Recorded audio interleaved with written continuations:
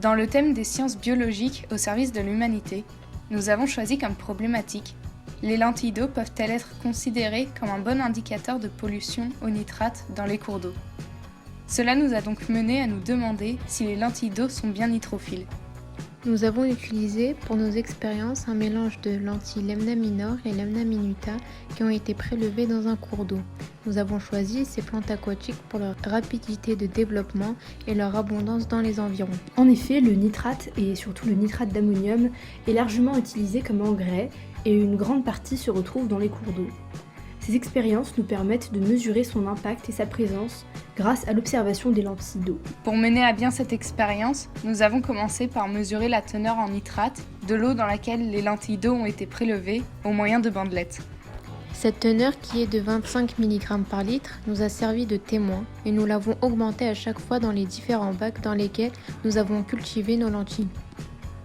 Nous avons utilisé du nitrate d'ammonium, mais calculé la proportion de nitrate dans la solution pour que seul le nitrate soit pris en compte et pas l'ammonium. Chaque bac est doublé pour des résultats plus fiables, mais par manque de temps, nous n'avons pas pu répéter l'expérience.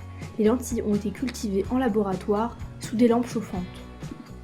L'eau dans laquelle les lentilles ont poussé était de l'eau de source pour éviter que d'autres facteurs que le nitrate n'entrent en jeu. Chaque bac a ensuite été pris en photo afin de les traiter avec le logiciel Mesuri. Nous avons ainsi calculé la surface qu'occupent les lentilles d'eau que nous avons représentées dans un graphique après les avoir normalisées à 1 pour des résultats plus clairs. Nous pouvons remarquer que le témoin avec de l'eau de mare a suivi une croissance similaire à celle du bac de 50 mg par litre, ce qui signifie que l'eau de la mare a bien une concentration élevée en nitrate. La teneur en nitrate dans les cours d'eau a donc bien un impact sur la croissance de ces plantes aquatiques, mais nos résultats ne permettent pas de conclure quant à la spécificité de cette espèce à être une bonne indicatrice de pollution au nitrate. En effet, les résultats obtenus ne sont qu'indicatifs, mais ils nous permettent de voir qu'une forte concentration en nitrate entraîne un blanchiment prématuré des lentilles d'eau et inhibe leur croissance. Les lentilles d'eau sont donc nitrophiles dans une certaine mesure seulement. Nous aurions souhaité répéter cette expérience une deuxième fois dans le but d'obtenir des résultats plus fiables. Et également de tester cette propriété des lentilles d'eau sur différentes eaux de notre département afin de voir si nos rivières sont polluées.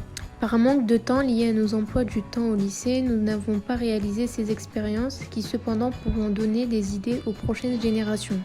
Leur observation pourrait donc être utile à l'homme, car leur absence, surtout dans une zone qui en abrite à l'ordinaire, peut être un signe d'une trop grande quantité de nitrate dans l'eau.